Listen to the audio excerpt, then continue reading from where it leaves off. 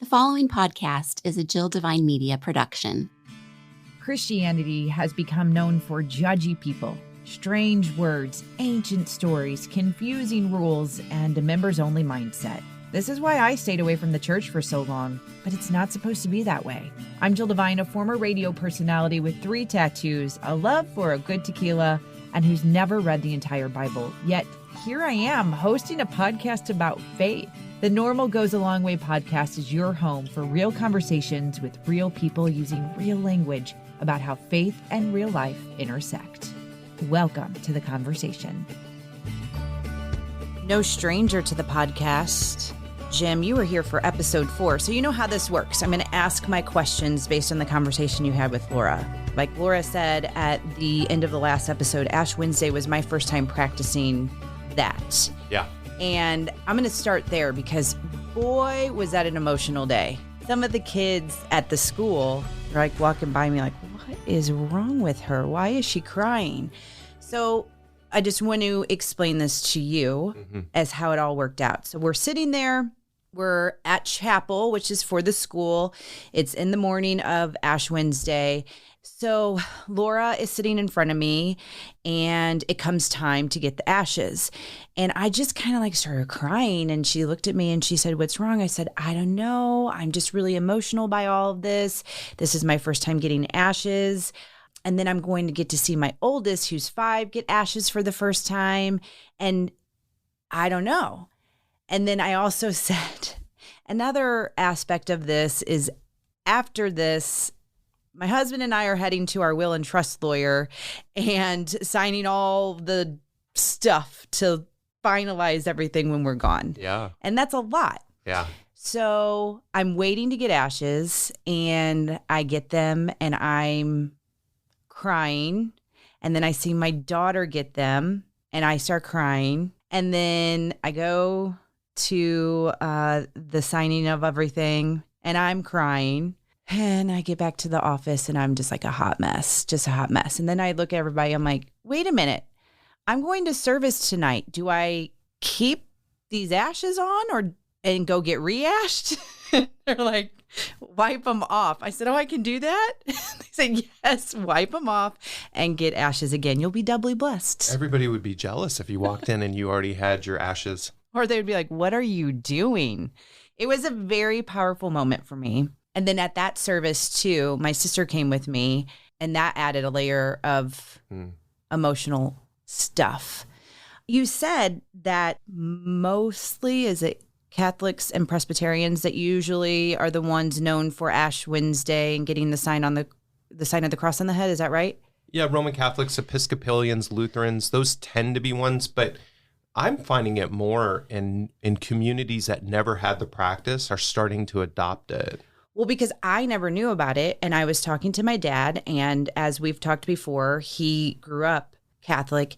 He goes, "You get ashes?" I said, "I know. I didn't know I get ashes. Yeah. Like, I don't even understand." So that was confusing to me as well. So why are people now starting to adapt to it more? I think for a lot of my Christian friends out there who don't come from maybe a more traditional background, they love the freedom and spontaneity to their faith, but I think they've also realized that maybe some more physical symbols, some physical responses.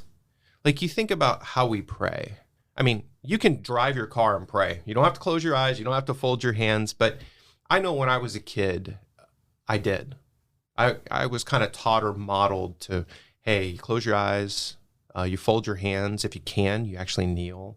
So for my bedtime prayers, I often knelt beside my bed. Well, why did I need to do that? I think that prayer posture helped maybe my focus. It was a lot more about me and my focus and the fact that when I'm in position, I know what I'm there for. Again, you can pray when you're driving your car. You can pray when you're on a run. Like, you know, that's all great. In the same way that in a lot of traditional churches, you know, you might be baptized just one time, but a lot of times they would leave a baptismal font with water in the front of the church. So when you came in, you would put your finger in it and you'd make the sign of the cross every Sunday. And they would do that to remind themselves of their baptism, that they were washed clean by Jesus and that he's with them. So I think for a lot of Christians who didn't grow up with some of those traditions are realizing maybe some of these postures, maybe some of these physical signs, maybe there's some use to a lot of this. And I know a lot of my friends who are in Baptist churches have said to me, hey, I really love that in your church you commune often. And they'll ask me, I'm not really sure why my church communes so infrequently. And so I think what we're starting to see is more and more churches are like saying maybe a lot of these older traditions would be really useful. The Bible doesn't necessarily prescribe how much or what, or, it never even talks about putting ash crosses on your forehead. But if it's a discipline that helps you focus, then that would be a good thing. What you had said at that service that night, you said, look at one another. Aren't we weird? Yeah. Aren't we Christians weird? And it actually made me think of the person that, if we describe them as unchurched, were to come in.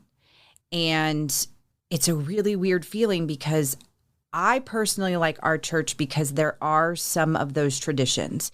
And again, like I said, this was my first time getting ashes, but I'm specifically talking about the Lord's Prayer, the Apostles' Creed, and communion. Yeah. Those resemble safety to me, but I could see someone coming in going, what is this stuff? What is this? This is weird. This is uncomfortable. And that made me think of Ash Wednesday too. But I think if you hear what it's about and you learn about it, that's what helps. And that's why this podcast is so important to me, because I'm learning these things too. You don't have to feel weird to do these things. Well, as you said, we are weird. This is what we do, but it is a reminder. I love that this podcast is called Normal Goes a Long Way, but yet there's some weird stuff. There's some weird stuff to believing that when you die and you're buried, you're not going to stay there. There's some weird stuff to believing that when you lay hands and pray over somebody, God can heal them miraculously. There's some weird stuff to it. And so embracing some of that weirdness, it's good. It's at the very least, it's a conversation starter. Yeah. For somebody who walks in and says, oh my gosh, what are you guys doing? At least it's a conversation starter. Okay, so then that is something that I probably would not have been prepared for if I was stopped on the street with the ashes on my forehead and somebody said, what is that? And I would probably say, oh, it's Ash Wednesday. And then they would say, what is that? 30-second elevator pitch. Do you even have 30? Does it even need 30 seconds? What would you say? It's an old tradition that the church does to remind all of us that we were made from dust and we're going to return to dust and we need a savior. Can you talk about the two things that we should have in our pocket? Yeah, this is a Jewish rabbi said this, so give me no credit, but I love it. I love it, and I like to think of it during the season of Lent. He said that everybody should have two pieces of paper, one in each pocket. One of them should say, I am dust. The other should say, creation was made for me. And the trick to living well is to know which pocket to reach into.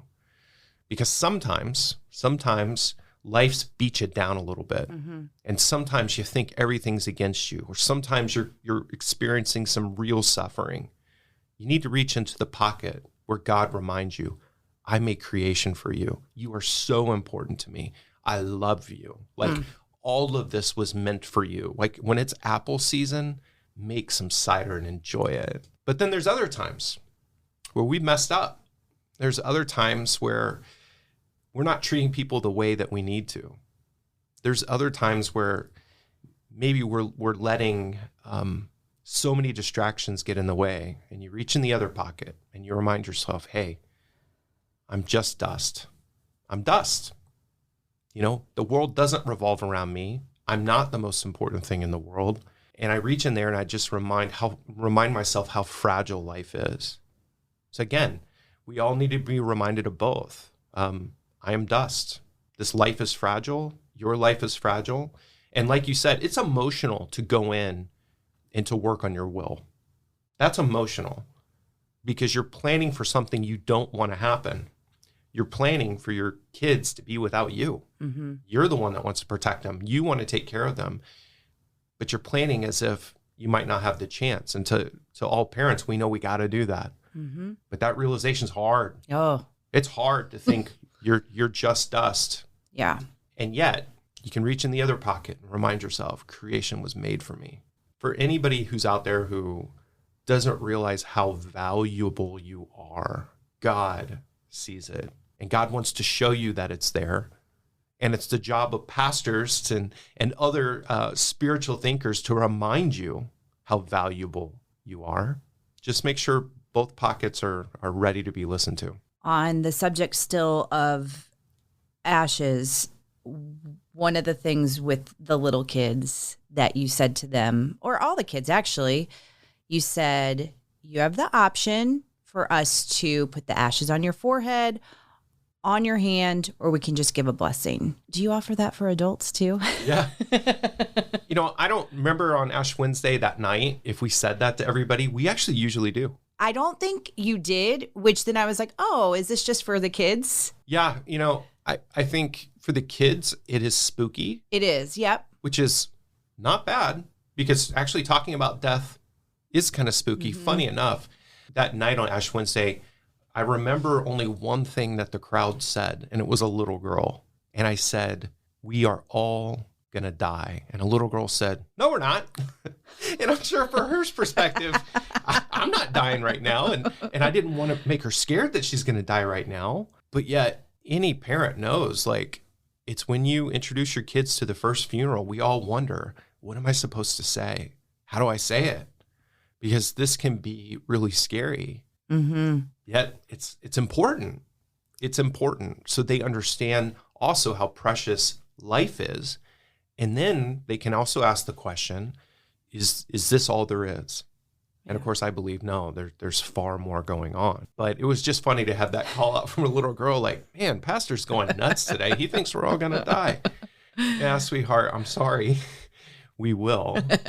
Mom's like, thanks. Yeah, I bet. But not today. Not today. Not today. By the way, everybody, if you don't know where ashes come from, I joked once on a service that our ashes were sponsored by a funeral home. A friend of mine in our church had a funeral home, and it was a complete joke, of course. I mean, it's a terrible joke to make, but they laughed and I laughed. And then after church, I was out in the lobby and I was greeting people, and a concerned lady came up to me and she said, Pastor, isn't that illegal? I said, no. No, we actually take the palm branches from Palm Sunday, where Jesus entered towards his cross and towards his tomb. We use previous year's palm branches and we burn them to create those ashes. So when we're talking about where these ashes come from, it's all symbolic. It's all symbolic in the story of Jesus. What is sackcloth? Think about a potato sack. Okay. More or less, that's what it is. So you were instructed to cover yourself in something like that and ashes? And the Ninevites did. That's an old story, by the way. So that goes way back to the time of Jonah. Like, think several hundred years before Jesus was even around. But that tradition, you even find it in people groups today, where during times of mourning, there's some women, when they become widows, they wear black for an entire year. They cover their faces, veil their faces, and kind of like a nun, they completely cover themselves in black. There's others that they literally put on coarse clothing, like sackcloth, like a potato sack, that sort of coarse texture, to physically feel and physically symbolize to everybody else what they feel on the inside. And I'm going to tell everybody, there's something about that actually is healthy. When you're really grieving, it's not healthy to keep it in. Any good therapist would tell you that. But there's something about the physicality of grieving, of having that big cry, or even draping yourself in a symbol of your grief, that seems to be healthy. And you will find this in other cultures. I think as Americans, our tradition is typically, you probably wear black at the funeral itself, and that's about it. But I've known people, and they didn't exactly drape themselves in it, but you could see it on their spirit, that grief was staying with them. And grief is super healthy, because grieving allows you to express, this is not how it should be. Whether it's death, whether it's divorce, whether it's, grieving the loss of a job and not knowing an unfortunate, when you grieve that, you're actually doing a very healthy exercise. You are proclaiming, this is not how the world should be. I want better for the world. And I'm so thankful that God does as well. Okay. Yeah. And I seriously had no clue that Mardi Gras and Fat Tuesday, is this right to say they were part of religion? They were originally, for sure, 100% born out of religious communities. And I am going to think that you're correct, that on Bourbon Street or even in good old St. Louis, most of those people do not know. I had no clue. I thought that was a whole separate thing and just a thing. No clue. Yeah. I like Mardi Gras. I've been to several Mardi Gras. I've done it in New Orleans and I've done it here in St. Louis. It's a lot of fun, but I don't know if people around me realize what I believe. So I think actually in the crowd of people, there's a lot of people catching beads who are going to turn around the next day and they're going to have their prayer beads out, or they're going to have the ashes on their forehead. There's a lot of people in that crowd that have a lot of fun on Tuesday because they know what Wednesday is about. It's just, we don't always see it in the moment.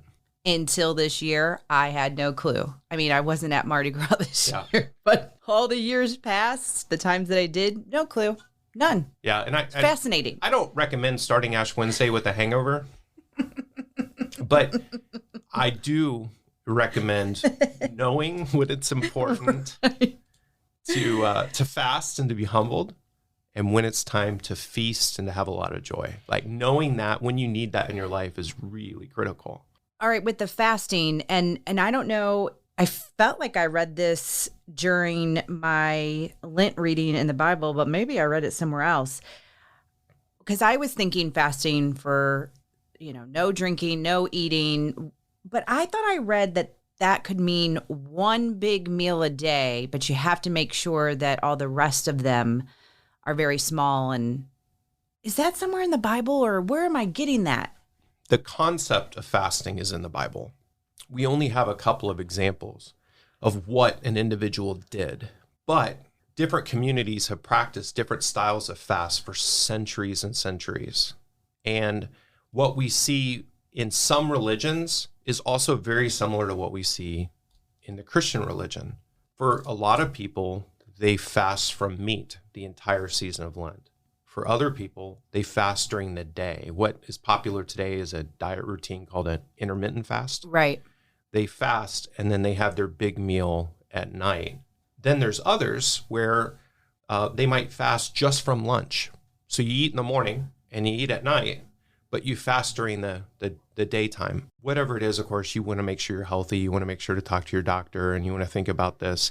But nobody should ever think that this sort of practice is in and of itself unhealthy. It's something that people have been doing, let alone Christians, let alone religious communities. People have been doing forever. Nowadays, we attach words to it like intermittent fast, detox fast, and it's all about diet. And it's okay to talk about cleaning up your diet and living healthy. Like that matters. That is spiritually important to at least consider. But what we don't want to do as Christian people is divorce the idea of fasting from our commitment to prayer. The two go together. And Jesus himself prescribed fasting with prayer, especially when you had important things that need to happen. There's even a point where he's talking about his disciples are asking, why couldn't we drive these demons out of these people? And Jesus says, oh, that kind of demon requires fasting and prayer, not just prayer. We can only wonder, what kind of demon that might be. But at the very least, we can understand that to Jesus, there's power in fasting. 2 more points or questions. Yeah. The first with the giving up.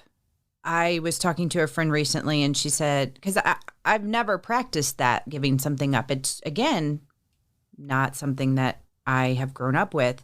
And she said, instead of giving up something, she adds something.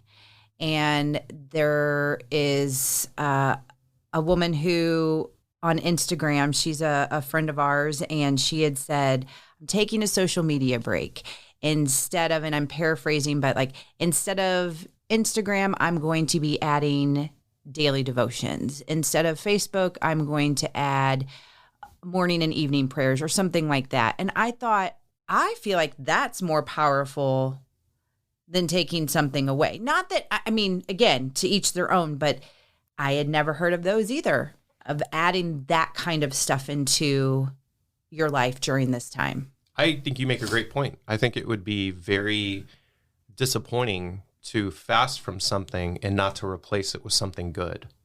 Take away something that's not helpful, add something that's really helpful. I think your friend's dead on. I think you make a great point. And whether that is simply reading the scripture, doing a devotion, praying for people that you wish you did, but you don't often find the time to do it, or just going out in the world and practicing extra kindness. I mean, whatever it is, I think taking away and then adding back is a really good idea. And then to wrap it up with what you wrapped up in our last episode, involving the family. And I think that that's huge because the kids are always listening. Whatever it is you're talking about, they're always listening. We don't give them enough credit at whatever age. But I do have a little bit of I wrote down, how old do you start that tradition? And I know you can start it as soon as they're born, but especially with you having 4 kids, was there this moment like, okay, we're going to really make this our particular tradition. This is how we're going to word it. This is how we do it. Because I think with a 5 and a 3-year-old, we're starting there, but it's got to be on their terminology too.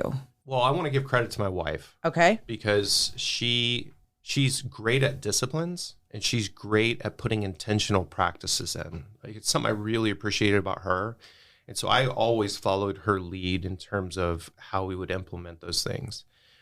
But one thing we did is we wanted to do it together. And so once you have multiple kids, you might do the thing that's really good for the 5-year-old and let the 3-year-old participate, observe only to some ability. Mm-hmm. I would approach it that way because by the time like I had 4 kids, even the babies in the room, we're not exclude the baby. We're all going to church. We're all going to do the thing. We're all going to say the prayers. And when my kid was 1, he might not have talked very well, but he'd mouth the Lord's Prayer with us because we said it every week. Mm-hmm. So I think whatever it is you're doing, I would, absolutely, take the idea of what your kids can understand and what might be special for them and go that route. But I wouldn't excuse anybody from the room. They all need it. Our kids need it from as young as we could possibly start them. Just keep them in the room. When you talk to me about Thanksgiving, I know that's going back a lot of episodes, everybody. We had a little Thanksgiving special that you put out, and I loved that you caught that and that you quoted me. But it's the way I look at the Thanksgiving table. Don't have a kids table and an adult table. Get everybody around the table. Let the adults mentor the kids mentor the adults. Like, it'd be really sad if we never watched a movie with our kids because they have kid movies and we have adult movies. It'd be really sad if we didn't get into the scriptures or pray together. And I promise you that even when you're reading a storybook kids Bible, when you're doing it with your children, you'll get as much out of it as they do. That's a part of being a parent. When you're serving with your kids, when you're learning with your kids, you will be blessed as well. This is the time that God's called you into. The time of parenting is the time for you to do those things with your kids. You're doing it for them, but you're doing it with them, and therefore you're also doing it for yourself. And I learn a lot from them when they, come home from Sunday school or school. I'm like, oh, that's what it is. And that just reminded me, when you guys were talking about just Google something, you can find something that will maybe resonate with you. I 100% agree with that. There's a reading. Her name is Polly. She is the owner of Horatio Printing, and it's for women. And so it resonates with me, this reading plan. And then on her Facebook group, she asks these questions that can get you to think. So you're reading the questions and then you're reading the Bible. And just yesterday was the reading of Matthew 17 and 18, but she said, pay attention to what he is talking about with having to be childlike. What does that mean to you? What does that mean in all of this? And basically, the disciples came to Jesus and asked, so who is greatest in the kingdom of in heaven? He called a child and had him stand among them. Truly, I tell you, unless you turn and become like children, you will never enter the kingdom of heaven. Therefore, whoever humbles himself like this child, this one is the greatest in the kingdom of heaven. And whoever welcomes one child like this in my name welcomes me. And there's more and more and more. And the question about that is, what does that mean to you? And I said, to me, it means children are wondering. They are asking the questions without a filter. They're wide-eyed. And then it's like when you come home from school and you learn something really exciting and you tell your parents, hey, did you know this? Then as adults, that's what we do to others. We just go out there like, oh my gosh, did you know? Did you see this? Did you know this? These children, that's how we should live. Yeah, so you said you quoted the Bible. Yes. It says childlike, not childish. Yes. And so everybody think about children. They wonder about things. All the time. They're, like you said, like they are not guarded. They will just speak their mind. They're curious about everything. In fact, as a parent, you know that the minute you put that wall socket protector in, your kid wants to mess with it. Like, and in some ways, like of all the ways we could describe how children are and what makes them unique and why Jesus would want to encourage us to be like them. When my kids were little, my wife asked me to build a ginormous sandbox. It was 8 feet by 8 feet or 12 feet by 12. It was so big. There was one day we had a party at our house and there were like almost 20 kids in it at one time, which means that when they walked to my house, it was eternally a sand pit in my house. And that annoyed me. But if you think about it a little bit more, what are kids doing? They're doing exactly what God did at the very beginning of Genesis. God's playing in the dirt and he makes something and he breathes a spirit into it and humanity came to be. And then what is Jesus doing in the garden when Mary shows up? She thinks he's a gardener at first. She doesn't recognize him. Why does she think he's a gardener? I'd like to think Jesus is playing in the dirt. Just like at the beginning of creation, he's recreating something. And when I see children at play, when I see children experimenting, curiosity, there's a lot that we adults can learn from that. I think that devotion you were going through, I think that steered you in exactly the right place because we all need that challenge of the playfulness, the joy, the curiosity, the openness just to say what's on our heart, you know? Yep. Kids can laugh in one moment and scream in the next, and maybe we could use a little bit of that too.